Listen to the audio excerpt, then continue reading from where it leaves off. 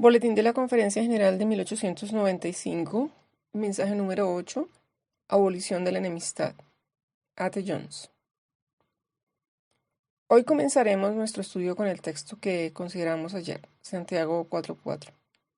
Quisiera que todos y cada uno lo examinéis por vosotros mismos y que estudiéis con atención lo que dice. En los tiempos y en el lugar en que nos han puesto las evidencias que no podemos ignorar por más que quisiéramos, sé que nunca había abordado el estudio de la Biblia con la intensidad con que lo hago ahora.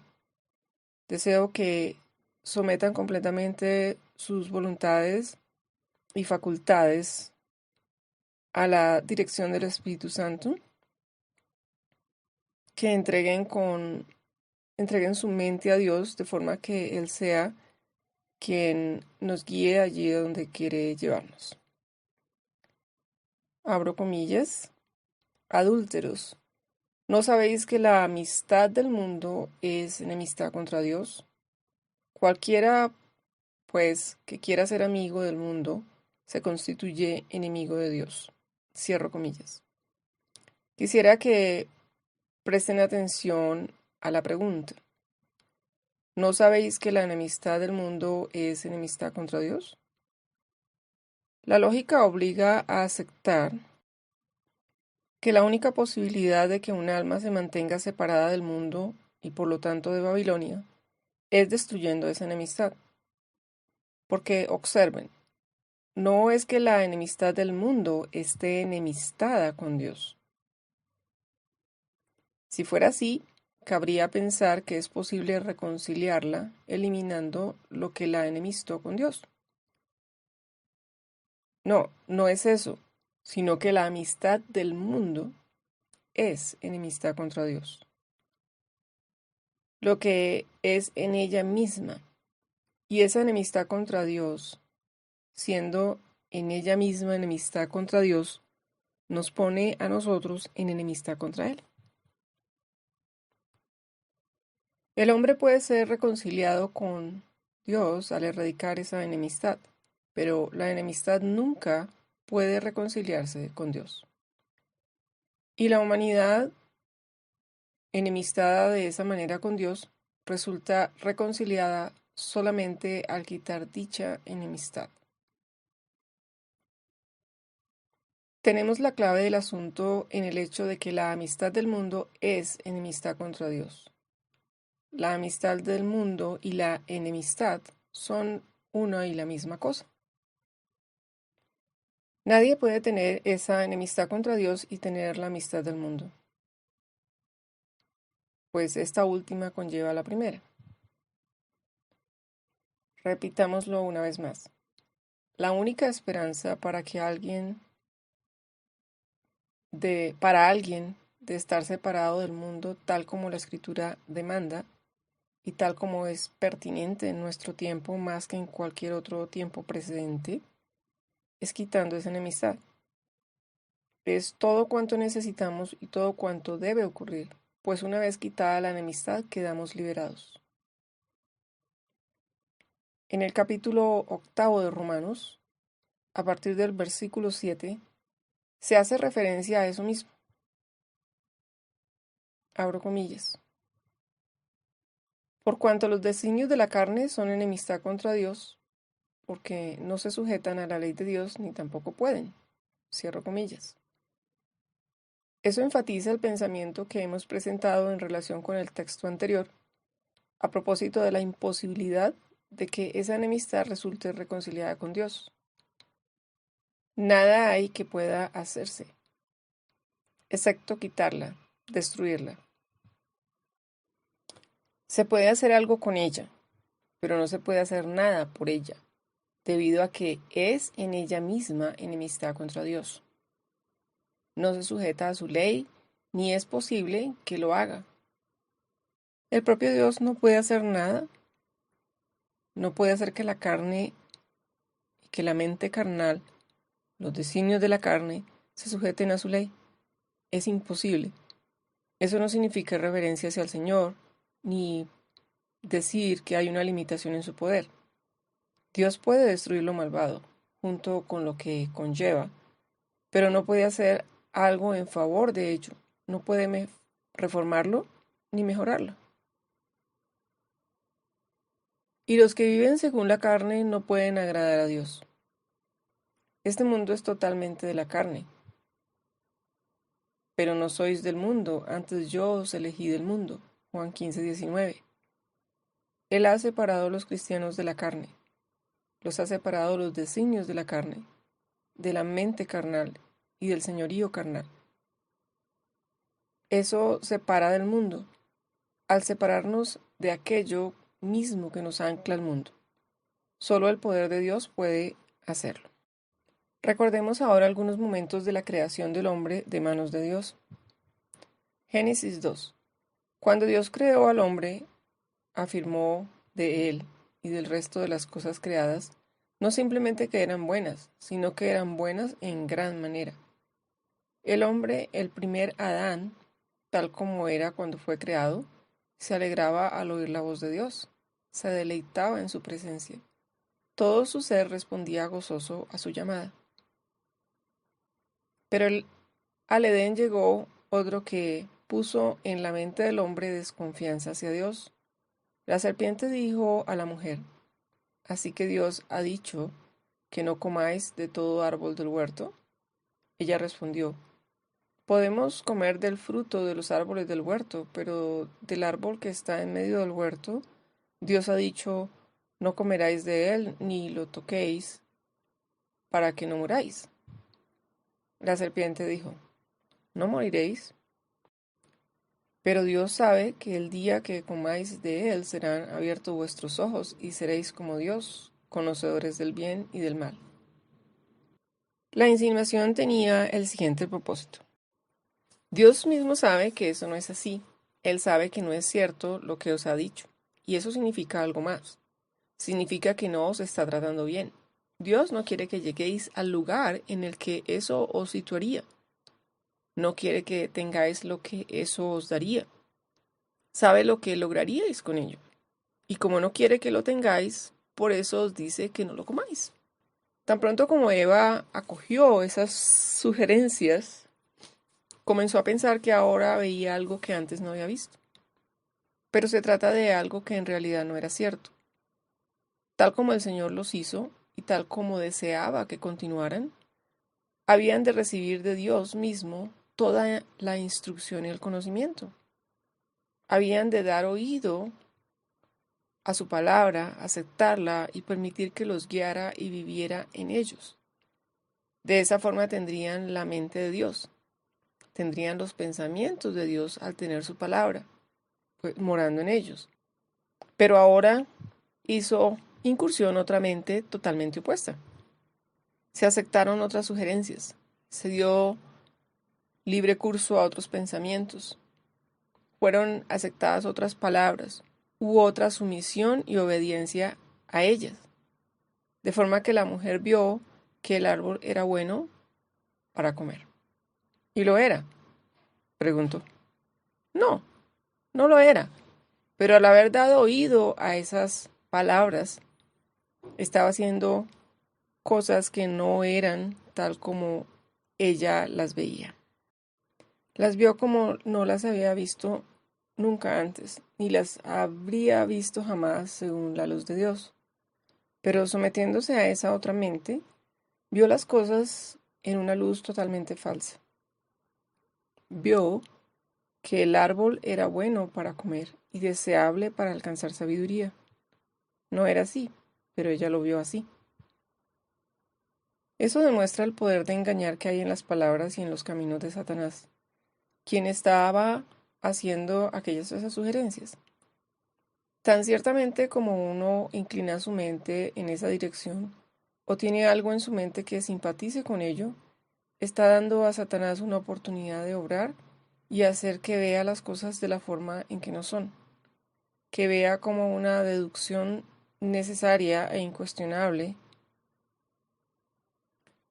cuestiona aquello que no lo es en absoluto. Y no solo no es una deducción necesaria, sino que es rematadamente falsa. Una vez que Eva vio todo eso, lo que consiguió después no fue sino la consecuencia natural. Tomó de su fruto y comió, y dio también a su marido, el cual comió al igual que ella. Génesis 6:3. Avancemos algo más en el relato en el versículo 8, que dice: Luego oyeron la voz de Jehová Dios, que se paseaba por el huerto al aire del día, y el hombre y su mujer se escondieron de la presencia de Jehová Dios. ¿Por qué lo hicieron así? Había en ellos algo que rehuía la presencia de Dios, algo que no estaba en armonía con él y que les llevaba a esconderse más bien que recibirlo con gozo. Pero Jehová Dios llamó al hombre y le preguntó: ¿Dónde estás? Él respondió: Oí tu voz en el huerto y tuve miedo, porque estaba desnudo. Por eso me escondí. Entonces Dios le preguntó: ¿Quién te enseñó que estabas desnudo?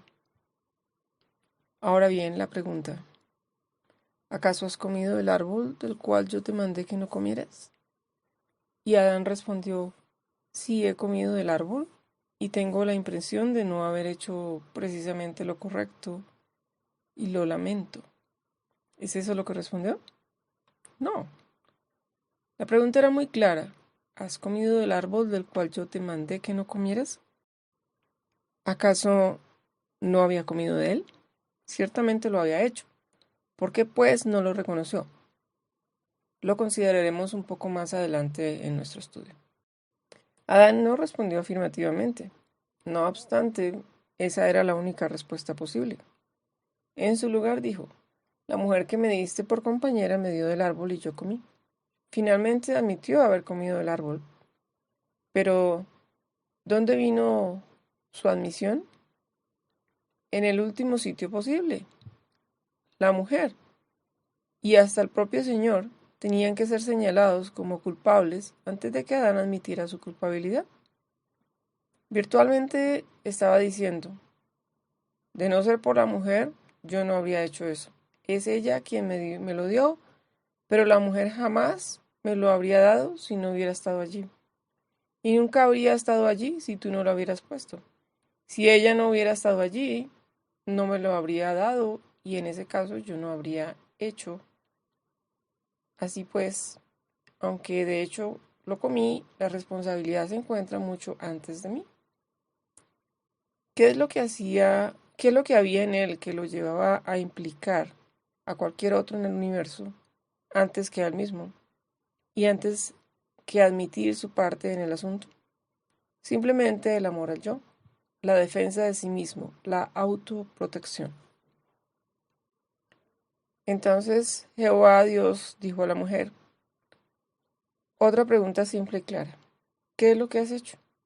Eva respondió: Tomé del árbol, lo comí, di a mi esposo y él también lo comió. Lo siento. ¿Dijo eso? No, no lo dijo.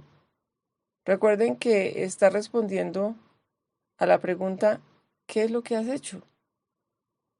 Observen que Dios no le pregunta por qué lo había hecho, sino qué es lo que había hecho. Pero ella respondió: La serpiente me engañó y comí. La respuesta de Eva fue como la de Adán. Esquivó la pregunta e implicó a alguien más que les hizo hacer lo que hicieron. Había que culpar a cualquier otro excepto a ellos mismos. Vuelvo a hacer la pregunta: ¿por qué no respondieron directamente a la pregunta? Porque no podían hacerlo. No podían debido a que la mente según la cual estaban actuando, la que había tomado posesión de ellos y los mantenía en servidumbre, esclavizados bajo su poder, es la mente que dio origen a la exaltación de uno mismo por encima de Dios, y no consiente ni acepta nunca ocupar el segundo lugar, aunque se trate de competir con Dios. Todos sabemos que es la mente de Satanás, pero cuando comenzó su rebelión, sabemos que lo llevó a ese estado fue la autoexaltación. Apartó su vista de Dios y comenzó a mirarse a sí mismo. Se vio a sí mismo como digno de la mayor gloria. El lugar que ocupaba no llegaba a satisfacerle, de forma que planeó exaltarse a sí mismo. Y dijo: En lo alto, junto a las estrellas de Dios, levantaré mi trono. Sobre las alturas de las nubes subiré y seré semejante al Altísimo. Isaías 14, 13 y 14. Eso era pecado. El Señor lo llamó a que abandonara su pecado y su camino equivocado, que se volviera a Dios y aceptara nuevamente los caminos de Dios. Sabemos que ha de ser así, pues está escrito: para Dios no hay acepción de personas, Romanos 2:11, puesto que la familia del cielo y la de la tierra son una sola familia. Y dado que Dios no hace acepción de personas, puesto que cuando el hombre pecó, Dios le dio una segunda oportunidad y lo llamó a que retomara. Dio también a Lucifer una segunda oportunidad y lo llamó para que regresara. Eso es indudable.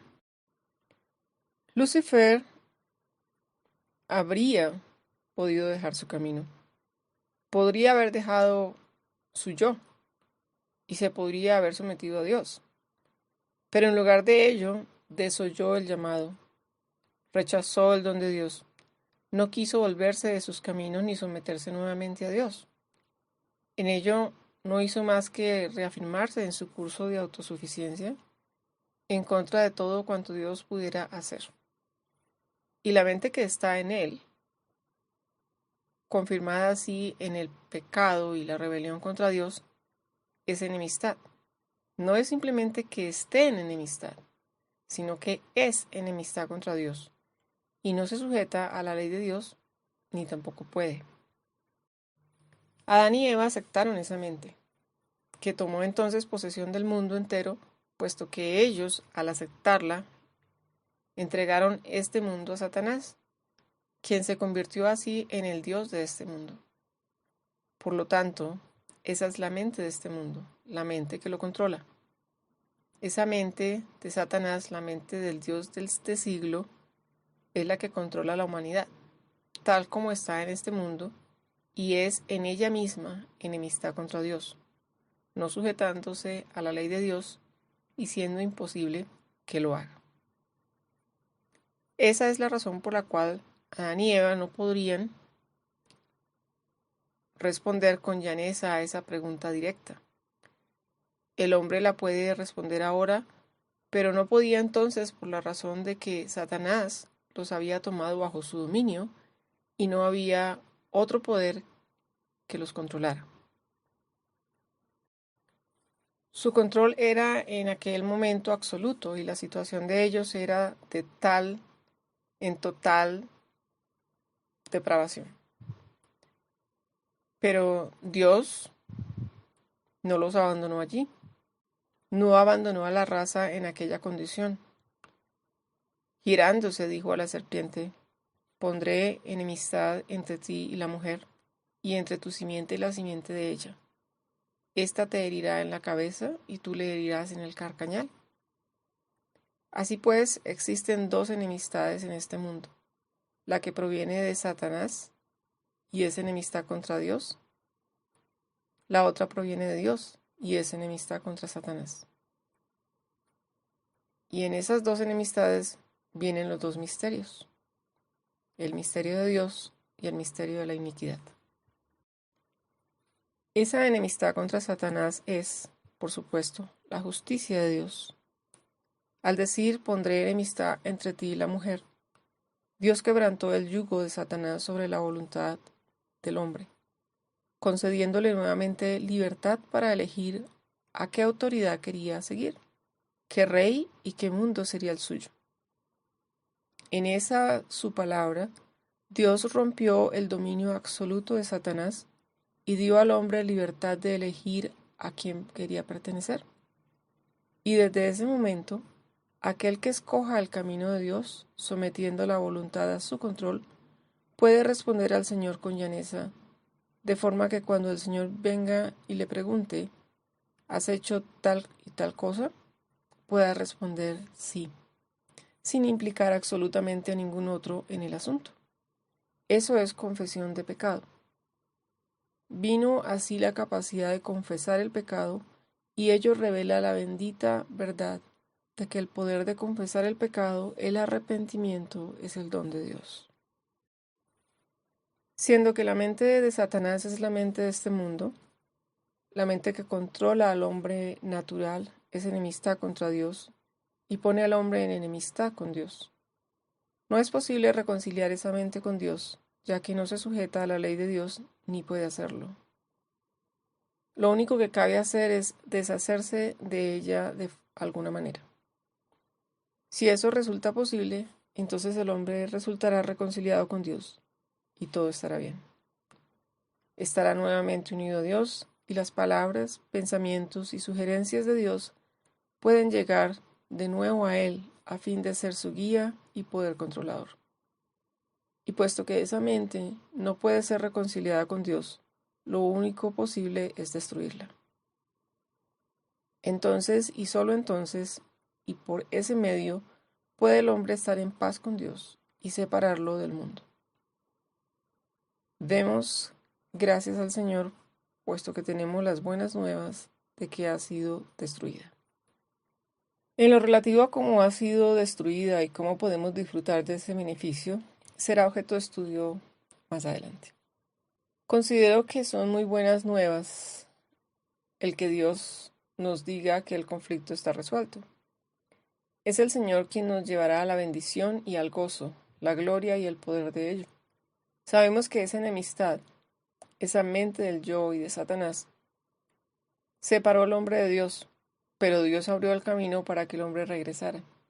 Dios dio al hombre una oportunidad para que eligiera el mundo que quisiera tener. Ese es el tema de nuestro estudio. Si es que hemos de salir de Babilonia, hemos de dejar absolutamente este mundo. Fue para dar la oportunidad de que el hombre eligiera uno u otro, por lo que Dios dijo a Satanás: pondré enemistad entre ti y la simiente de la mujer. Por lo tanto, la pregunta eterna es: ¿qué mundo elegirá el hombre? Y siendo que Dios abrió el camino en su increíble misericordia, dándonos el poder para elegir un mundo mejor que este, ¿por qué debiera haber la más mínima duda?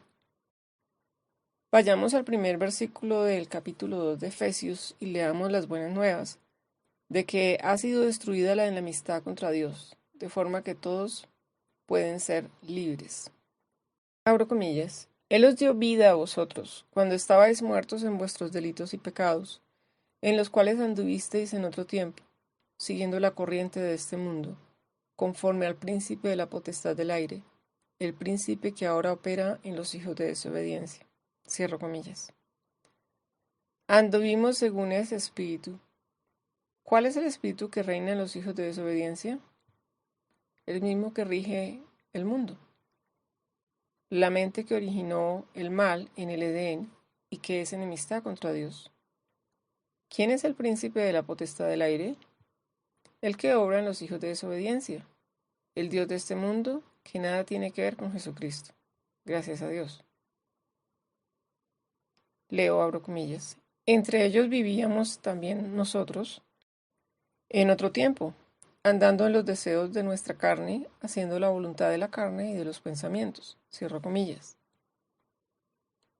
La mente de este mundo, por el hecho de serlo, tiene una tendencia natural hacia los caminos de este mundo. Éramos por naturaleza hijos de ira, lo mismo que los demás. Lo éramos. Antes de seguir leyendo Efesios, vayamos a Colosenses 1:21, que dice: Erais en otro tiempo extraños y enemigos por vuestros pensamientos. ¿De dónde pues radica la enemistad que nos constituye en enemigos? En los pensamientos, en la mente carnal. La mente de la carne es enemistad y nos controla, nos enemista y nos hace ser enemigos por vuestras malas obras. Leemos ahora Efesios 2:11. Por tanto, acordaos que en otro tiempo vosotros, los gentiles, en cuanto a la carne, erais llamados incircuncisión, llamados así por el Señor, no, sino por la llamada circuncisión hecha con mano en la carne. Tenemos aquí a ciertas personas en la carne llamando de cierta forma a otras personas en la carne, haciendo ciertas distinciones entre unos y otros. Leo Efesios 2:12. Abro comillas. En aquel tiempo estabais sin Cristo, alejados de la ciudadanía de Israel y ajenos a los pactos de la promesa, sin esperanza y sin Dios en el mundo. Cierro comillas. Encontramos otro texto paralelo en el capítulo 4, versículos 17 y 18. Abro comillas.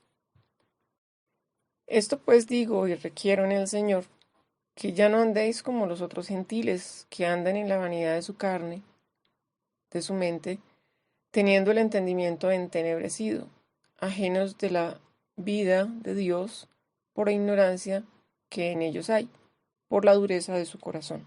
Cierro comillas. Los que están en la carne, alejados de Dios, caminan en la vanidad de su mente, están separados de Dios, separados de la vida de Dios, enemigos en nuestra mente, eso es lo que éramos. Leamos de nuevo Efesios 2:13. Pero ahora, dice ahora, y nos está hablando a nosotros que estamos estudiando aquí las Escrituras, debemos someternos a la palabra de Dios exactamente de la forma en que ésta nos habla, a fin de permitirle que nos lleve allí donde Él desea. Así, pregunto, ¿cuándo? Ahora y aquí. Pero ahora en Cristo Jesús, vosotros que en otro tiempo estabais lejos, ¿lejos de quién? ¿Lejos de Dios o lejos de los judíos? El versículo anterior especifica que se trata de estar alejados de Dios, sin Dios. Habéis sido hechos cercanos por la sangre de Cristo. ¿Cercanos a los judíos o cercanos a Dios? Cercanos a Dios, por supuesto. Vosotros que en otro tiempo estabais lejos, habéis sido hechos cercanos por la sangre de Cristo. Aquel que es nuestra paz, el que derribó la pared de separación que se interponía, abolió en su carne esa enemistad, gracias al Señor. Abolió la enemistad y podemos ser separados del mundo. Derribando la pared intermedia de separación. ¿Separación entre quién? Entre el hombre y Dios. ¿Cómo lo logró? ¿Cómo derribó la pared de separación entre nosotros y Dios? Aboliendo en su carne las enemistades. Es cierto que esa enemistad había significado divisiones y separaciones entre los hombres en la tierra, entre la circuncisión y la incircuncisión. Entre la circuncisión según la carne y la incircuncisión según la carne. Se había manifestado en sus divisiones, en la edificación de una pared de separación entre judíos y gentiles. Es cierto, pero si los judíos hubieran caminado con Dios, si no se hubieran separado de Él, ¿habrían edificado una pared entre ellos y cualquier otro? No, ciertamente no. En su separación de Dios, en sus mentes carnales, en la enemistad que albergaban sus mentes, en la ceguera de su incredulidad, se configuró un velo en su corazón y resultaron separados así de Dios. Entonces, debido a las leyes y ceremonias que Dios les había dado, se dieron crédito a ellos mismos, como siendo del Señor y siendo mejores que los otros pueblos, como para ser necesaria que se edificara una gran pared de separación entre ellos y los demás. Pero, ¿dónde radicaba todo el problema con respecto a ellos y los demás? En la enemistad que en ellos había, y que los separaba primeramente de Dios. habiéndose separado de Él, la consecuencia es que resultarían separados de los otros. Él es nuestra paz, que de ambos hizo uno. La palabra pueblos, después de ambos, no figura en el original. ¿Cuáles son los ambos de los que hizo uno? Dios y el hombre. Derribando la pared intermedia de separación, aboliendo en su carne las enemistades, para crear en sí mismo de los dos un solo y nuevo hombre, haciendo la paz. Analicemos de nuevo. Aboliendo en su carne las enemistades. ¿Cuál fue el objeto de abolir esa enemistad? ¿Por qué razón derribó esa pared intermedia de separación? Para crear en sí mismo de los dos un solo y nuevo hombre haciendo paz. ¿Hace Cristo un hombre nuevo a partir de un judío y un gentil? No. ¿A partir de un pagano y alguien más? No. ¿A partir de dos paganos? Tampoco. Dios hace un hombre nuevo a partir de Dios y un hombre. En Cristo se encontraron Dios y el hombre, de forma que pudieran ser hechos uno. Todos los hombres fueron separados de Dios, y en dicha separación de Dios resultaron también separados unos de otros. Cristo desea ciertamente que todos resulten unidos entre ellos. Se proclama a este mundo. Fue en la tierra paz, buena voluntad para con los hombres en Lucas 2:14. Tal es su propósito. Ahora bien, ¿dedica Dios su tiempo a procurar que se reconcilien unos con otros y a derribar todas esas barreras entre los hombres, a base de llevarlos a decir, olvidemos el pasado, enterremos las armas, pasemos página y seamos más positivos a partir de ahora? Cristo pudo haberse dedicado a ello, si esa era o si esa hubiera sido su línea de acción. Habría podido convencer a miles, habría podido persuadir las multitudes a que dijeran, es lamentable que nos hayamos comportado así unos con otros. Está mal y lo sentimos. Dejemos ahora todo eso atrás, abramos un nuevo capítulo, avancemos y hagámoslo mejor. Habría podido procurar que aceptaran eso, pero ¿acaso habría podido manifestarse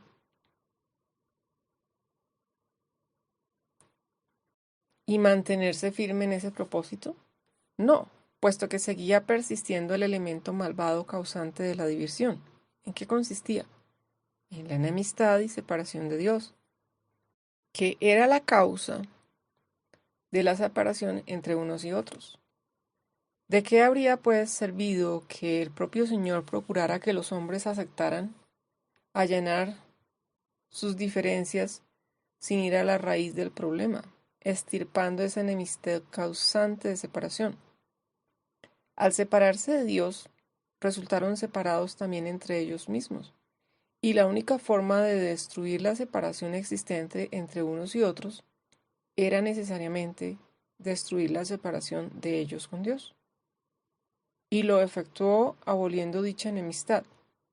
Nosotros, los pastores, podemos aprender una lección de ese hecho para saber cómo actuar cuando somos llamados a alguna iglesia para solucionar diferencias.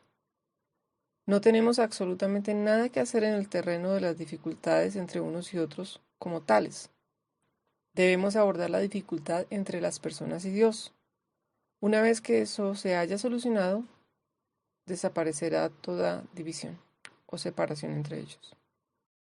Es cierto que los judíos en su separación de Dios habían hecho o erigido otros muros de separación entre ellos y los gentiles. Es innegable que Cristo quería eliminar todas esas separaciones y lo hizo. Pero la única forma en que lo hizo y en que podías hacerlo fue destruyendo aquello que los separaba de Dios. Todas las separaciones entre ellos y los gentiles desaparecerían una vez que la separación o enemistad entre ellos y Dios hubiera desaparecido. Qué benditas buenas noticias, la abolición de la enemistad. Está abolida por la gracia del Señor. No hay ahora necesidad alguna de estar de tener amistad con el mundo, ninguna necesidad de una deficiente obediencia a la ley de Dios, ninguna necesidad de que dejemos de someternos a Dios, puesto que Jesucristo quitó del camino la enemistad, la abolió, la destruyó. Destruyó aquello en lo que radica la enemistad con Dios y la amistad con el mundo. La falta de sumisión a Dios y la falta de sujeción a la ley de Dios. En Cristo queda destruido, abolido, aniquilado. No fuera de Él, sino en Él. Gracias al Señor por ello. Así tenemos auténtica libertad. Por consiguiente, lo anterior siempre han representado buenas nuevas. Pero para mí personalmente, en la situación en que Dios nos ha mostrado en que nos encontramos ahora en el mundo, esas buenas nuevas han venido en los últimos días como si nunca antes hubiera sabido de ellas. Me han traído una alegría tan grande, tan genuinamente cristiana, que me hacen sentir ni más ni menos el gozo del cristiano. En un hecho bendito, es un hecho bendito el que Dios declare abolido aquello que nos separa de Él, aquello que nos ata al mundo, la causa de todos los problemas. Queda abolido en Él, quien es nuestra paz. Recibamos ahora las alegres, buenas noticias, buenas nuevas.